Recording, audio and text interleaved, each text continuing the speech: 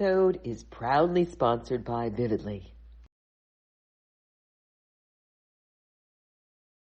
Hey everyone, Dr. Ellen here, the Midlife Whisperer. I am so thrilled that you are here today because we are talking about self-care, which is one of my absolute favorite topics and something that midlife women struggle with so much. And it's at midlife, self-care is a necessity. It is not a luxury. It's not about just massages and bubble baths, but it's so much deeper than that. It really is a practice. It's something that you do every day. And at midlife, it changes as you do, because like adolescence, midlife is a major phase of life and everything, including how you feel, how you think, how you make decisions and interact with the world is shifting and changing. And your self-care practices need to shift with you. And they are so vital to support the growth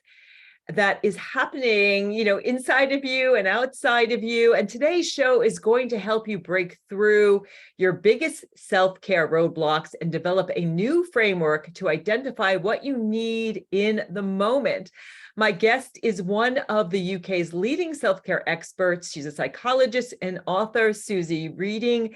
Suzy's going to share how to rest to reset. I love that. Today's show is all about rest to reset and manage your energetic bank balance. Like, who doesn't need that today?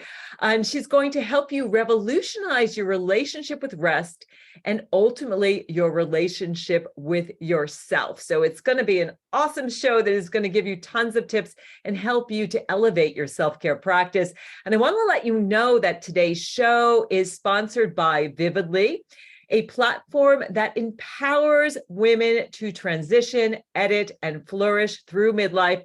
You can check Vividly out at live-vividly.com. That's live-vividly.com. And if you want to know anything about me, you want to connect with me, I'm at themidlifewhisperer.com. That's themidlifewhisperer.com. And I am actually doing a free self-care workshop the end of this month. If you're listening to this in September of 2023, and you can get that information in the show notes. You're going to actually walk away with a whole blueprint. And today's show is really going to help you with your self-care.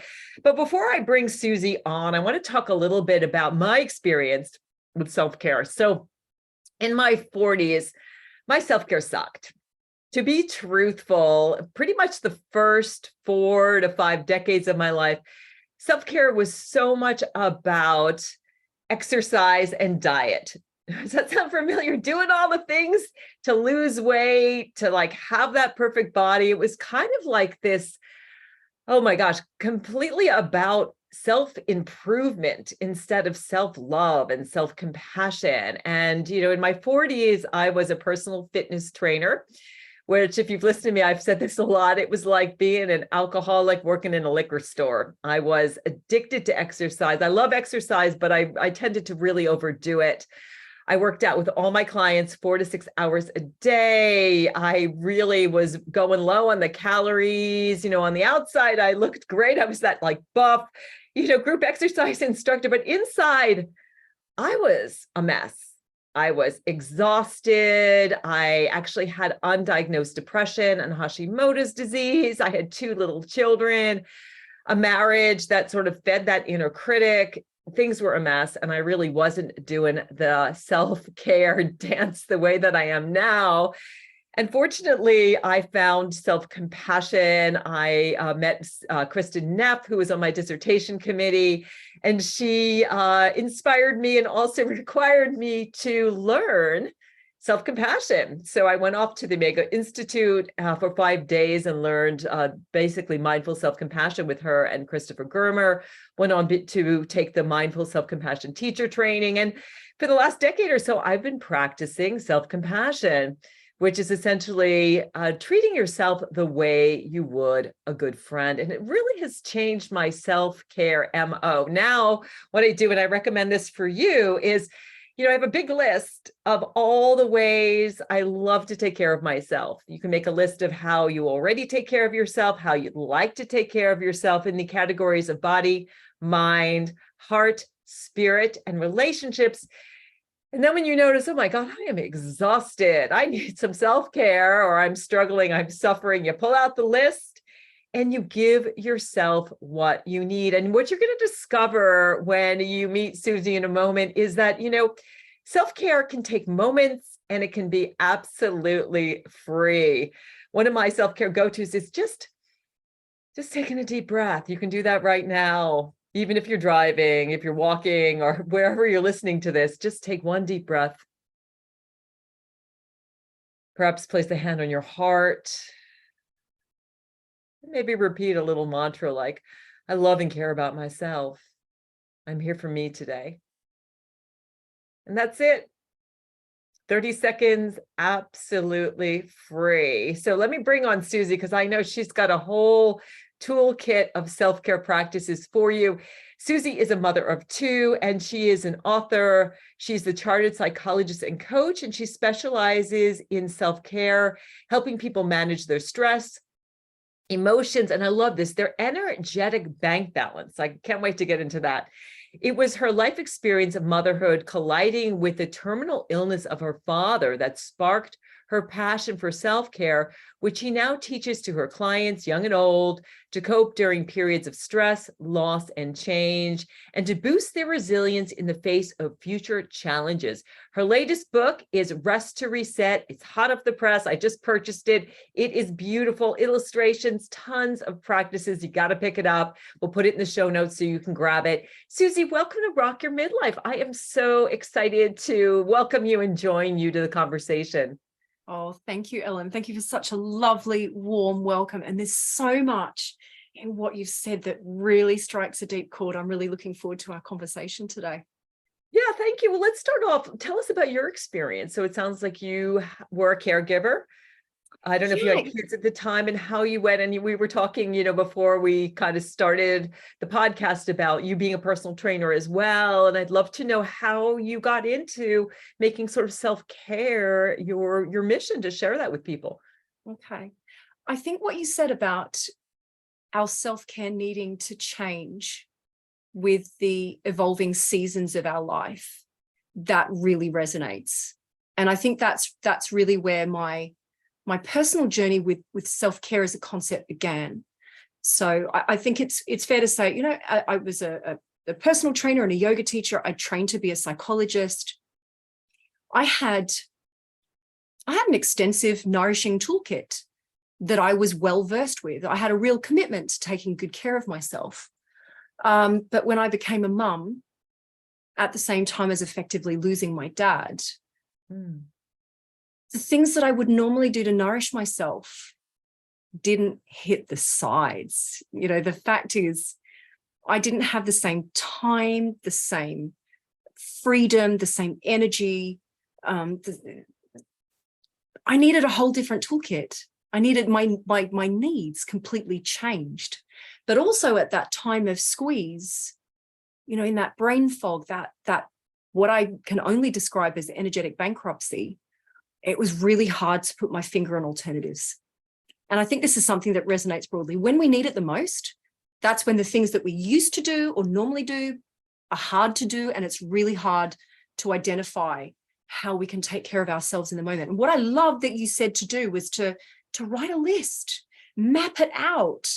That's why I've written 8 books on self-care, because I've got lots of different frameworks, and I like to conceptualize in different ways. That I want to provide people a roadmap of, if you're feeling like this, try this. And here are 10 different practices that you can use in that moment.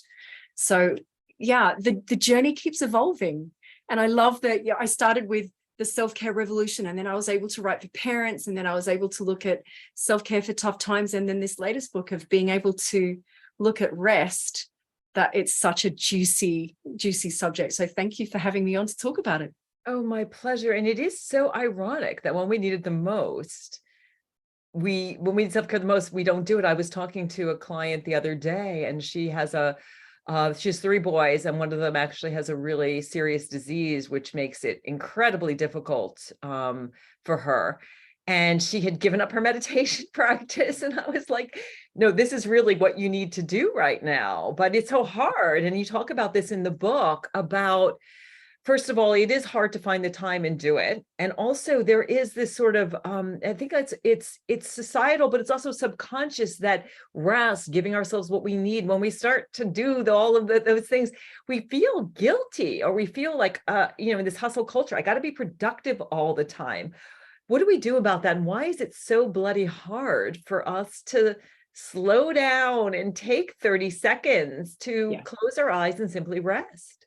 Yeah, I think there are a number of different barriers, and the conversations that I've had over the last decade around self-care, the standard things people say is, I don't have time, I haven't got the energy, I don't have the freedom to do it, I can't afford it. And to be honest with you, I could give people 100 different things that would overcome those barriers, and still they're not doing it because there's one other barrier there. And I think it's a really insidious one. And I think it's because we are conditioned to feeling like we must be selfless to be a worthwhile individual.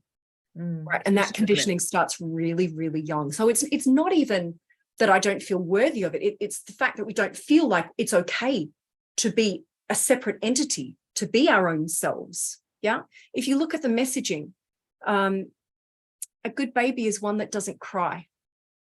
It doesn't trouble its parents. It sleeps well. What do we learn from that? We learn that it's not okay to give voice to your needs. It's not even okay to have needs. And then, yes, we've moved on from expecting children to be seen and not heard, but still children are expected not to talk back to grown-ups. Yeah. The fact is, teachers and parents and grown-ups don't see everything, and we don't get it right every minute of every day. So if our children are discouraged from speaking up, for advocating for themselves, how on earth do they advocate for themselves in adulthood? And then you get to the messaging around motherhood, that we must be selfless. No wonder we feel guilty about taking time for ourselves. But certainly what I've learned, and I learned it the hard way, when I became a mum, I wanted to be present for my little girl. I wanted to be there for my dad and my mum.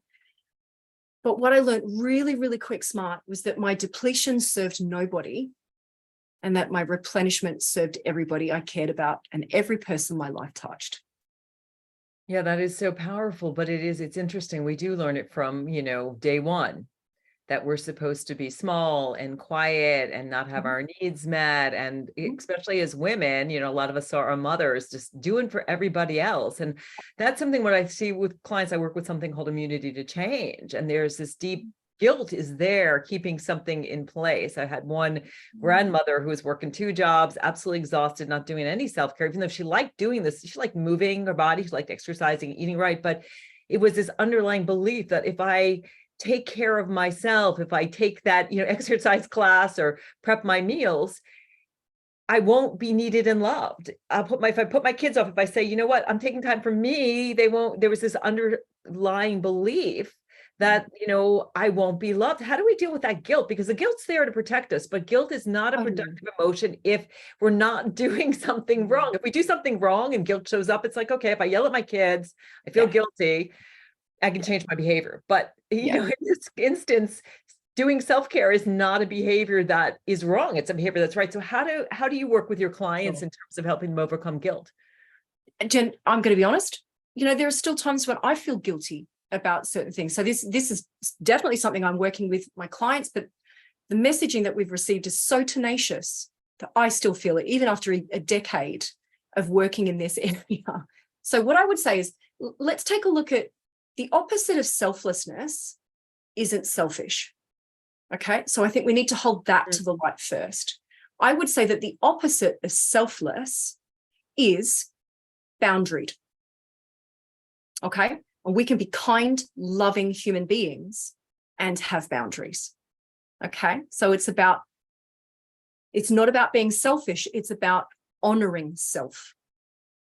Okay, and that means for any human being, that means the right to have emotions and to express them in safe and healthy ways. And it also means the right to have human needs and to meet those needs. Okay, this is what we all need. I think there's been seismic change in the last couple of decades around exercise and sleep, right? Hopefully people don't feel guilty about going to the gym anymore. Hopefully people are feeling less guilty about, getting the sleep that they need to function, right? But even there, I mean, you look at medical residents, they used to work 24 hours on shift when they were students. Like, the people who are making life and death decisions were deprived of sleep. We've still got a long way to go, right? Okay. Yeah. So guilt itself, how I feel about guilt is it's a necessary emotion. Life would be incredibly messy and chaotic without guilt. But the presence of guilt does not mean that we've transgressed our moral code. Yeah. So like any emotion, it's a messenger. We check in. We might feel anxious, but that doesn't necessarily mean that there is a threat present. We need to check in and decide for ourselves. The same thing with guilt. I'm feeling guilty about this thing. Am I about to take a step that's not in alignment with what matters to me as a human being? Well, actually, no, I'm nourishing myself. I'm refueling myself so that I can be present. Yeah. Am I breaking my moral code? No. Okay. So I can take action even if I feel that guilt. And I like to think of, I've got Teflon shoulders, the stuff that doesn't belong to me. I can just let that slide off and I can take that nourishing action anyway. It's not about silencing guilt. And it's certainly not about eradicating guilt. It's about understanding that it's a messenger and that we get to check in and we choose. Yeah, that is so powerful, to give guilt some, to notice it. Where am I feeling it in my body? How is it trying to help me, protect me? And then saying, okay, I'm going to let it slide off, because is this action in alignment with my core values, what I stand for? And it's actually the opposite. And I think the cool thing, I love what you said about, the selfishness and boundaries, because when you practice self-care, you're actually sending out a message to all the people around you that I matter, that I'm important. And also you're giving an example to your family, your children in particular, that practicing self-care is a necessity and it's important, and that, mom needs her time, and maybe let's all practice self-care together, right? I don't know if you practice with your kids, but let's all, let's all mush up some avocados, or let's all take a walk together. And we need to shift this. I don't know. I shake my head and wonder, how do we get here? I love what you say in your book about, work-life balance. It's insane, because we work 40, 50, 60 hours a week. And then the weekends are just like doing the laundry, doing the food shopping. There's no time for the self-care. How did we get to this place? And how do we kind of create some work balance in a world which really doesn't give us a space for it? Mm-hmm. I think it comes down to, I call them micro practices. So really simple, compassionate gestures that we can relatively simply and easily weave into our day. Because if you think about the ever-presence of stress, whether it's, the ubiquitous nature of screens, or whether it's sound, the constant stimulation for our senses. We need opportunities to reset throughout the whole course of our day. But the fact is, it doesn't necessarily mean that needs to be a 20-minute nap or 10 minutes of legs up the wall, although it could be. And if that resonates and you've got time to do it, please do it. Yeah, but it could be, I've got a whole host of practices that might be 10 seconds long, 30 seconds long, 60 seconds long. But I would also say that it's not just an accumulation of practices or having a really broad toolkit. I would say that it's a lens through which you see life, and it's a skill set. So from my perspective, I see self-care as self-compassion. Yeah, it's connecting with your needs. It's giving yourself permission to feel as you do. And then it's thinking about, because the essential part of compassion is then taking some kind of action to help alleviate, or, some kind of soothing action. Yeah, that's what self-care is. It's checking, where am I at? What do I need? Is it a tall glass of water? Is it just a couple of kind, coaxing, encouraging words? Is it, I need a little bit of nature therapy. I need to look out the window and just watch the moving cloudscape, or seek a bird on the wing for 10 seconds. it makes a difference. I think all of these things have a cumulative power. Yeah. I love that you're talking about it, in terms of the lens of self-compassion, because I think of it as, that list, the things you actually are doing to create an action to help alleviate the suffering, or to be with yourself as you are suffering, not necessarily to make it go away, just because you are stressed, noticing. And that's something that, I tell my clients is get into your body. I think we're also trained so much to live from the neck up. We forget that we have these bodies that want to communicate, that want to say, you know what, you need to get stand up and move around the room for 5 minutes, get yourself a standing desk, keep your glass of water filled, have a healthy snack, set an alarm on your computer or your phone to move around, or to take that 30 seconds, or to listen to music for a minute or two to try to, elevate your vibration. But it's a habit, right? How do we kind of get into that self-care habit? Do you recommend that people sort of schedule things, set alarms? What are some of your tips and techniques to help people to actually make a habit of giving themselves self-care, as you said, throughout the day? It's not just like on the weekends I'm having a massage or I'm going for a hike, but it's that, oh my God, I've got a stressful meeting in 5 minutes and I'm feeling, and my kid just texted me that they forgot their lunch and I'm stressed out and I need to calm down my nervous system. How do you help people sort of make a habit and develop that intention and awareness to be there for themselves? Okay. There are lots of different approaches. And I would say, start where you feel that there's capacity, start where you feel drawn. So one example might be, think about what's the scaffolding that you need in your day to be able to function. So from that perspective, it's like, well, what are your morning rituals? What are the things that you need to sort of help you feel energized, focused, prepared for your day?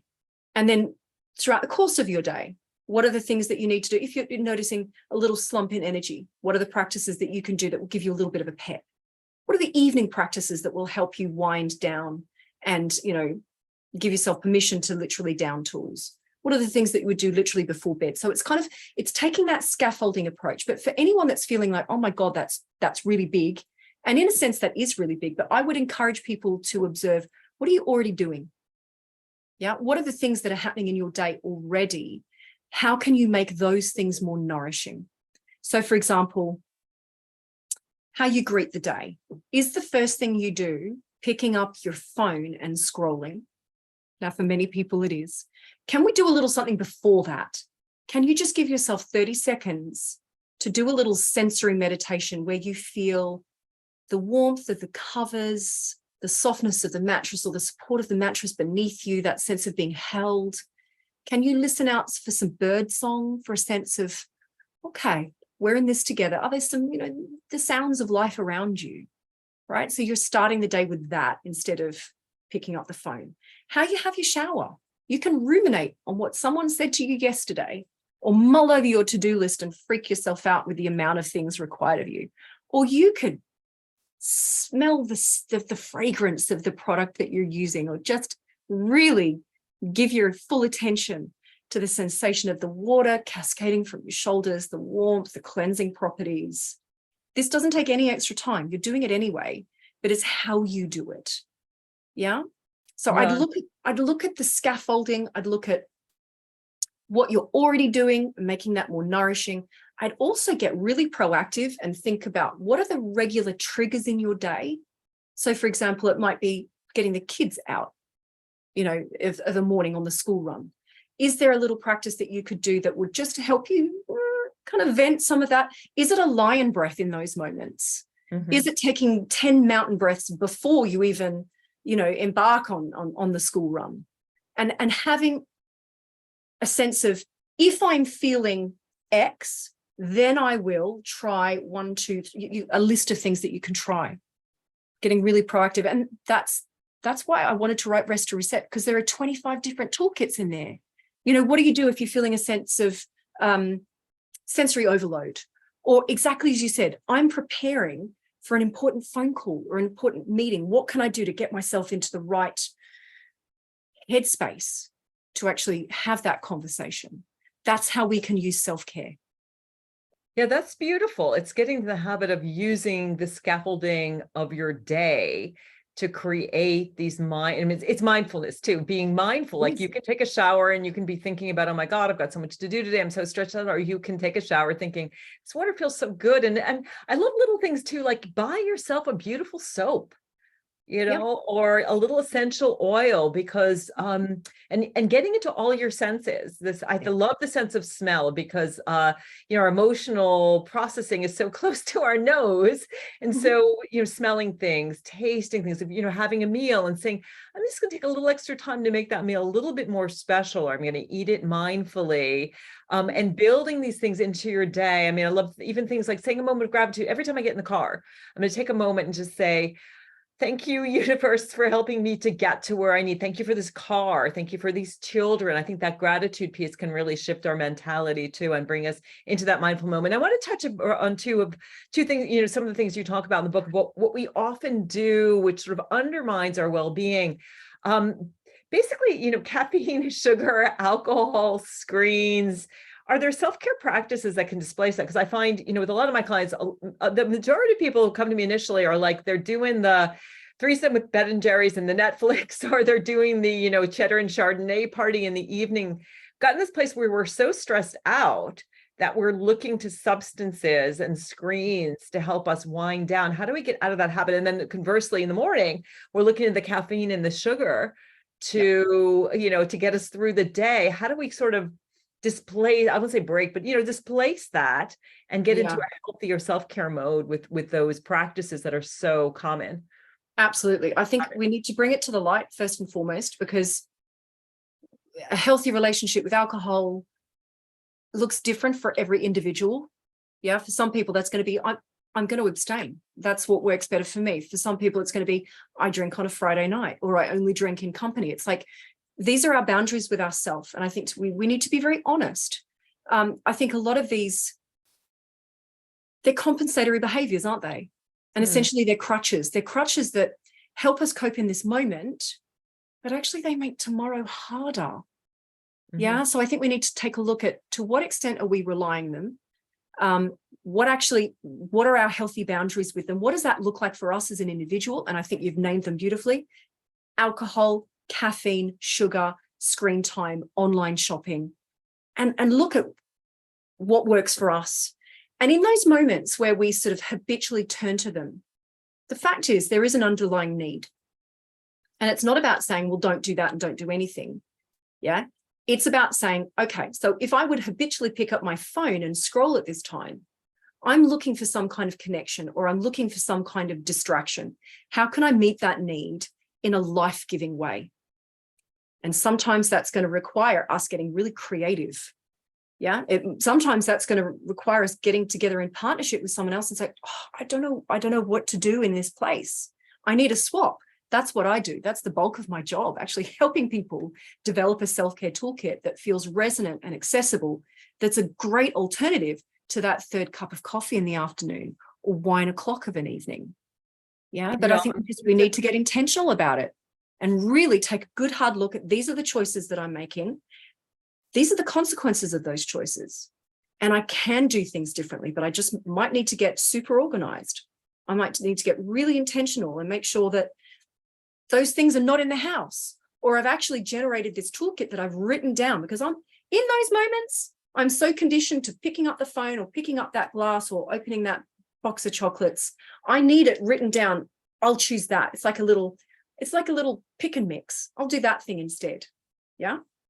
Yeah, amazing tips. And I would just add to that too, to do it from a place of self-love, not self-loathing, because so often we're like, oh my God, I can't believe that I just ate that donut, and we beat ourselves up. But the sense of that, I care about myself now and my future self, and I want to support myself and have less suffering in my life. And I think it's also this balance between, like, the little kid inside of you wants that donut, right? But the adult self, it's the desire in the moment versus the desire long term of what you want. And that's a really hard thing, because as human beings, we're animals. We'd rather in the moment have that donut. We want that sugar, caffeine feeling right now. And I think the biggest piece is the mindfulness and the pause. Don't you think? Just noticing, like, okay, I'm really wanting a glass of wine right now. What am I feeling? What is the emotion? And to say too that all emotions are okay. That's another thing that we're taught, going back to that baby example that you gave, Suzy, is that, we're taught certain emotions are not okay. And I'm here to say that is a total BS story. The sadness, the grief, the fear, the anxiety, overwhelm, it's all okay. But to notice, oh my God, right now I am just tired. Like what I need right now is not another cup of coffee. What I need right now is I need to take 30 seconds, or if I can, 5 minutes, and put my legs up the wall and do nothing. Like yesterday, I had a meeting, late in the evening, 6. I have eye issues. My eyes were just blonking out. And I was like, I had to just go upstairs, and I have the luxury to do that and just shut my eyes for 10 minutes and do a little guided meditation. And I felt so much better, but it's very hard. But we need to be doing this from this place of self-compassion and love rather than this place of self-loathing. Absolutely. That's absolutely pivotal. And do you know what? It's an interesting thing. I'm curious now, from your perspective, having studied self-compassion. So the definition of self-compassion that I've learned, and it resonates for me, is that self-compassion is awareness of our own suffering, coupled with a motivation to help us alleviate it or avoid it. Yeah. Would you agree? Does that? I think from the psychologist perspective, but I just think about it as treating yourself the way you would a good friend, and certainly bringing in the 3 elements of self-compassion that Kristen Neff has defined, which is the self-talk, being kind to yourself rather than critical. So when you notice this critical, judgmental voice, and that within itself is an act of self-care of what is my self-talk? Am I here saying, you go girl, you got this, giving myself, positive thoughts like, may you be safe, may you be happy, may you be healthy, may you be, so first working on being kind the way you would, treating yourself the way you would a good friend rather than judgmental and critical. The second piece is common humanity, knowing that suffering is part of life. We all make mistakes, we all, that's how we learn and grow. And I think a lot of us are also recovering perfectionists, right? We're all, in this place where we've been taught that, if I'm perfect, particularly I work with a lot of women around negative body image. Well, when I have the perfect body, whatever that is, then I'll love myself and my body. And we never get there because body image is in the head, not in the actual body. So this idea of common humanity, that we all suffer. Suffering is part of life. When something goes wrong, it's normal. When we make a mistake, that's totally normal. Because if we're always scared of making mistakes, we don't move forward in our lives. Because we're gonna make, if you're gonna do something, go for your dreams or goals, you're going to make a mistake, and you're going to make a mistake around the self-care piece too. So that's the second piece, is that common humanity. The third piece is the mindfulness. So when I notice that I'm stressed and struggling, so it's that, 5 minutes before that important meeting, and I'm noticing my kid just texts me, I'm stressed out, I can take a moment and ask, what do I need right now? I can pull out my toolkit list, right? And I can say, okay, I could listen to music for a few minutes. Do I need to, lift myself up? Do I need to bring myself down? I could just shut my eyes for 5 minutes. I could maybe, call a friend for a moment, whatever it is. Noticing, what do I need? But yes, your definition is definitely right, to notice when you are suffering. And to be there means, compassion means to suffer with. So but it's also, I love kind of the difference between compassion and empathy. Because empathy is like, I'm feeling that. And self-compassion is this desire to alleviate suffering and doing that for yourself. And it becomes a life vest and a parachute. It does. It does. Life vest when you're sinking, and a parachute when you want to soar. Yeah. That strikes a deep chord. It's just something that I'm grappling with. And I think it's probably, I guess it's a reflection of my own personal journey in the last 2 years. The fact is, if we wait for suffering to tap us on our shoulder, now quite often that's when we've already ignored a whole bunch of whispers from our mind and body saying, sweetheart, I need this. Sweetheart, slow down. Sweetheart, take a different tack, right? If we wait for suffering, the intervention that is required at that point tends to be labor intensive, time intensive. If we had just paid attention to the whisper and been tender with ourselves, well, maybe we might have only needed to go and have a massage or see a physio. The fact is, I've got arthritis in my foot, and unfortunately it coincided with COVID, where it took 1.5 years to actually see a medical practitioner about the pain that I was getting. And by that point, it had got to a point where I needed surgery. But the lesson I learned there is, don't wait for suffering to stop you in your tracks. Give yourself permission to take action at the whisper. And this is where it's about, let's be tender with ourselves and let's meet our needs. Let's get really skilled at listening to this. I need this thing, rather than waiting for suffering to just stop us in our tracks. Yeah. I love that. I love that. And the thing is too, that when we develop the habit of giving ourselves what we need and practicing self-compassion, when we get slapped the face, like I got diagnosed with breast cancer last year, it was like, what? And that's suffering, right? Or someone dies, when, you get hit. Yes. And at midlife, we have a lot of that. We've got, growing kids and aging parents, and shit happens, right? So when that happens to you, you've got these practices already in place, because suffering does happen. But I love that before, my dentist always says, like, are any of your teeth talking to you? So like, get the cavity filled before you need root canal.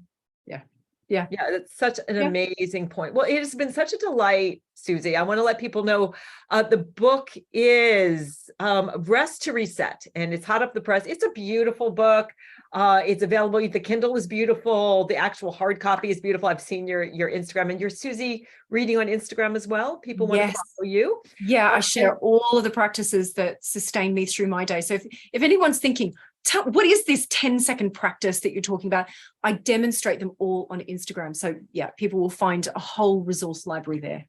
That's great. And, I actually such an Instagram fan. We connected through Instagram, but there's so many people who are practicing good self-care and such great examples. And I think the more midlife women come out and say, we're done with this hustle culture BS. We're really, looking to create a different way of being, the more we give each other permission to do that. So that's beautiful. So I encourage you, all of you, go and grab Suzy's book. It is absolutely amazing. And also, if you want some help with self-care, come to my self-care workshop. It's happening on September 28th at 6 p.m. Eastern Standard Time. It's free. The link is in the show notes. If you can't make the live, sign up anyway, and I will send you the recording. We're going to actually roll up our sleeves and actually create our own self-care toolkit. I'm going to finish Suzy's book, so I have more tools to share with you as well. And I want to thank Vividly, who is the beautiful sponsor of Rock Your Midlife. It's a platform that empowers women to transition, edit, and flourish through midlife. You can check them out at live-vividly.com. That's live-vividly.com. And they're also a Live Vividly Midlife. You can check them out on Instagram as well. Thank you all for listening. I will see you next week. And thank you, Suzy, so much for being here. It has been a total joy. Thank you so much for having me, Ellen.